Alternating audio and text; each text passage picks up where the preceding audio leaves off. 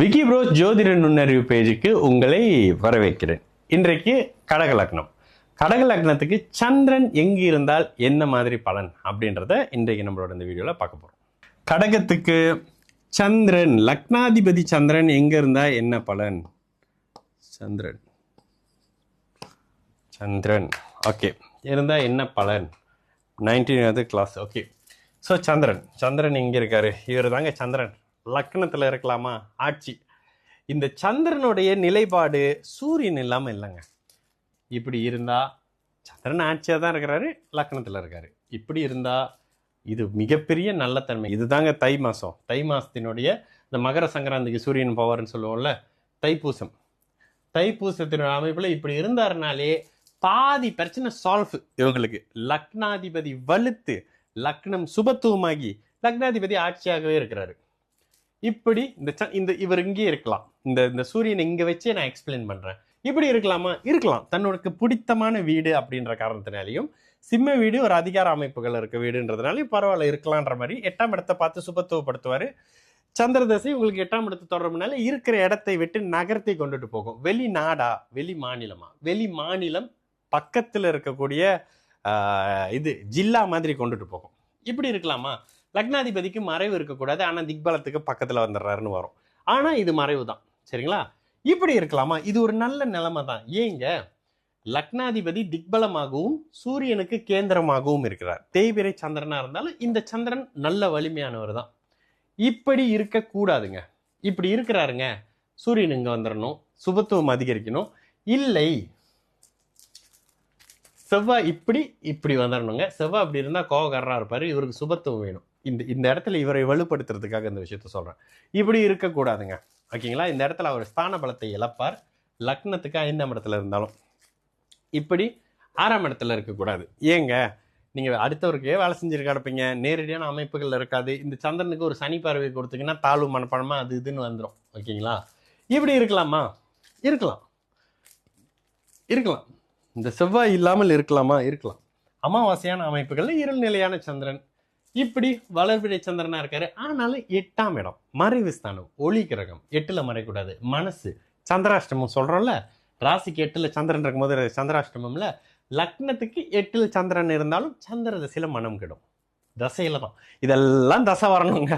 இந்த டைலாக் எங்க கேட்ட மாதிரி இருக்கும், அவர் அப்படிதான் சொல்லுவாரு, இதெல்லாம் தசை வரணும். அந்த மாதிரி சந்திர தசையில் மனம் 8ல மறைஞ்சிருக்குது, பிறந்த இடத்த விட்டு தள்ளி இருக்கிறீங்க. இவருக்கு ஒரு வேளை குருவோட பார்வை வந்துருது. இவருக்கு குருவினுடைய பார்வை வந்துருது. இந்த குருவின் பார்வை இதுலயும் சமாளிக்கக்கூடிய அமைப்புகள். இது இருள் சந்திரனே இல்லைன்னு வச்சுக்கோங்க. இந்த இடத்துல குரு 10 டிகிரியில இருக்காரு, சந்திரன் 10 டிகிரியில இருக்காரு அப்படின்னா இது ஒளி இழந்த சந்திரனே இல்லைங்க, இது பௌர்ணமி சந்திரன் வந்துடும். இந்த இடத்துல 8ஆம் இடத்தினுடைய நல்ல பலன் இருக்கும். வெளிநாட்டுல போய் நல்லதை அனுபவிச்சுட்டு இருப்பாரு, வெளிநாட்டுல இருக்கும்போது மட்டும் சந்தோஷமா இருப்பாரு. நீர் சார்ந்த அமைப்புகள்ல சந்திரன் 2ஆம் இடத்தை தொடர்பு கொள்றதுனால தொழில் செஞ்சுக்கிட்டு இருப்பீங்க. வேற பெரிய கிரகங்கள் சுபத்துவ நிலையில இல்லாத பட்சத்துல சிம்மம் ஓரளவுக்கு நல்லா இருக்கு, சிம்மாதிபதி ஓரளவுக்கு கேந்திர வலிமையோட இருக்காருன்றது இந்த சந்திர தசை நல்லதுதான் பண்ணும். இப்படி இருக்கலாமா? இது நல்ல விஷயங்க. 1ஆம் அதிபதி லக்னாதிபதி 9ஆம் இடத்துல இருக்கிறது நல்லது. குரு இப்படி இருந்தா ரொம்ப நல்லது. லக்னமும் லக்னாதிபதியும் குருவின் பார்வையில இந்த ஒளி போதுமாங்க. நீங்க சொல்ற லக்னம் லக்னாதிபதிக்கு போதுங்க. இதே இடத்துல இங்கேயும் இவர் ஒரு 15 டிகிரி இருக்காரு, இவர் ஒரு 15 டிகிரி இருக்காருன்னு வச்சுக்கோங்க. இந்த இடத்துல ஏன்னா ஒரே டிகிரியில இருக்கும்பொழுது இந்த சந்திரன் ஒளி சந்திரனா பௌர்ணமி சந்திரனாவே மாறிடுவாரு குருவினுடைய பார்வை இருக்கும்போது. இது குருவுக்கு பிடிச்சமான வீடு வேற. அப்போ இந்த இடத்துல லக்னமும் இங்க 15 டிகிரியா, லக்னம் 10 டிகிரியில லக்னம் வந்துருச்சுன்னு வச்சுக்கோங்களேன். லக்னம் லக்னாதிபதி சுபத்துவம், சந்திர தசை யோக தசைங்க இந்த ஜாதகத்துக்கு. இந்த அமைப்புகள்ல வந்துட்டாலே செவ்வாயும் கூட இருக்கிறாரா, இப்படி வச்சிருங்க. சூரிய தசை சுமாரா இருக்கும். சனி இங்க இருந்தாருன்னா சூரிய தசை நல்லா இருக்கும். சூரிய தசை சுமாரான தசைன்னு வச்சுக்கோங்க.